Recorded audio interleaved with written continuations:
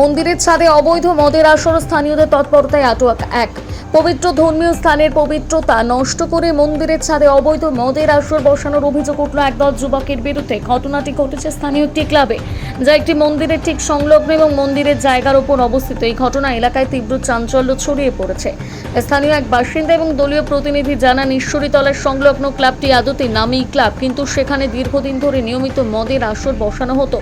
এর আগে স্থানীয় বাসিন্দারা 2-3 বার তাদের বারণ করলেও তারা কোনো কথা শোনেনি। অবশেষে 21 নম্বর ওয়ার্ডের দলীয় বিজেপি কর্মী এবং স্থানীয় বাসিন্দারা একজোট হয়ে সিদ্ধান্ত নেন যে এলাকায় কোনোভাবেই ধরনের অবৈধ কাজ চলতে দেওয়া হবে না।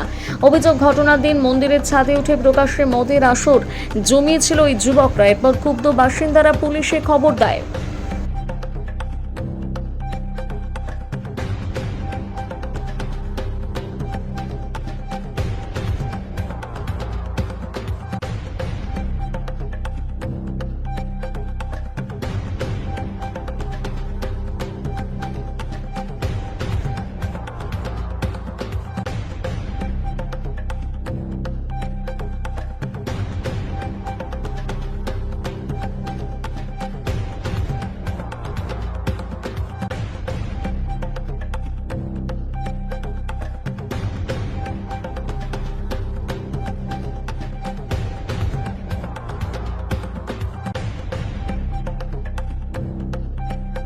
আমরা এই ঈশ্বরীতলার ভেতরে একটা ক্লাব আছে। ক্লাব নামেই ক্লাব, কিন্তু ওখানে প্রত্যেকদিন মদের ঠেক বসছিল। এর আগে 2-3 বার বারণ করে এসেছিলাম, কোনো কথা শুনছিল না। 21 নম্বর ওয়ার্ডে আমাদের পার্টির পক্ষ থেকে আমরা একটা ডিসিশন নিয়েছি, অবৈধ কোনো মদের ঠেক চলতে দেবো না।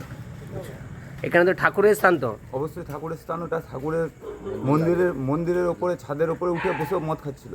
মন্দির লাগোয়া ওটা। তো আপনারা কি চাইছেন কি? পুলিশকে ডেকেছিলাম, পুলিশ ধরে নিয়ে গেছে, উপযুক্ত ব্যবস্থা নেবে। ঘরটা কি করা হলো ক্লাবটা? ঘরটা আপাতত তালা দেওয়া আছে, কালকে মন্দিরের কর্তৃপক্ষের হাতে চাবি দিয়ে দেওয়া হবে।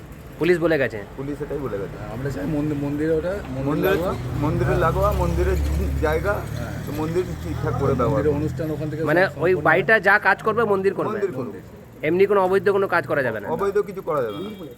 আচ্ছা, ঠিক আছে। আর কজনকে ধরে নিয়ে গেল? আপাতত একজনকেই ধরে নিয়ে গেছে, বাকি 2জন পালিয়ে গেছে। ঠিক আছে।